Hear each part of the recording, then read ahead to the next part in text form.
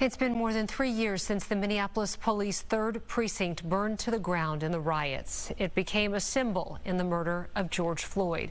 And for 3 months now, the city has been getting feedback on the future of that building and the 3rd Precinct itself. And now today, the city is releasing its report on what people say they want there. Our Maury Glover joins us live in Minneapolis after digging into that report. And Maury, today the city also presenting a brand new option. Well, city leaders whittled down the number of possible locations from 29 to 2. Now they're adding one more.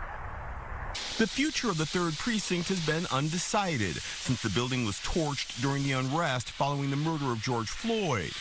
Now city leaders are adding another option to figuring out what that future could look like. And at some point, we need a decision here. We need to move forward. A new report on the city's community engagement efforts surrounding the 3rd Precinct shows that 2/3 of South Minneapolis residents who were surveyed want to rebuild on the existing site, while the other third prefer building the precinct headquarters at another location 4 blocks away.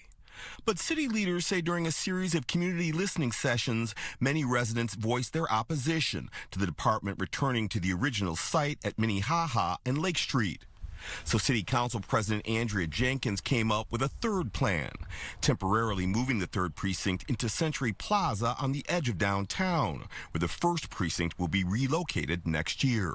It gives us time to really think about where, in fact, that precinct should be, or even if we should have precincts. City leaders say Century Plaza is a few blocks outside the precinct border, but it's closer to 35W and would improve response times for officers who now operate out of another building downtown. They also say the third option would give them more time to decide whether to rebuild a precinct or replace it with a community safety center, which could include mental health, violence prevention, and other services, along with a law enforcement presence. So this temporary move, again, gives city and the community more time to figure out what the right path forward is. Now that report will be presented to a council committee tomorrow. If the council does eventually go with that Century Plaza building, the 3rd Precinct could move in there by sometime during the winter of next year. Reporting live in Minneapolis, Maury Glover, Fox 9. Also new tonight, plans unveiled for a permanent memorial to honor Dante Wright in Brooklyn Park. The city worked with the Wright family and Juxtaposition Arts on a design. The memorial will be located on 63rd and Catherine Drive.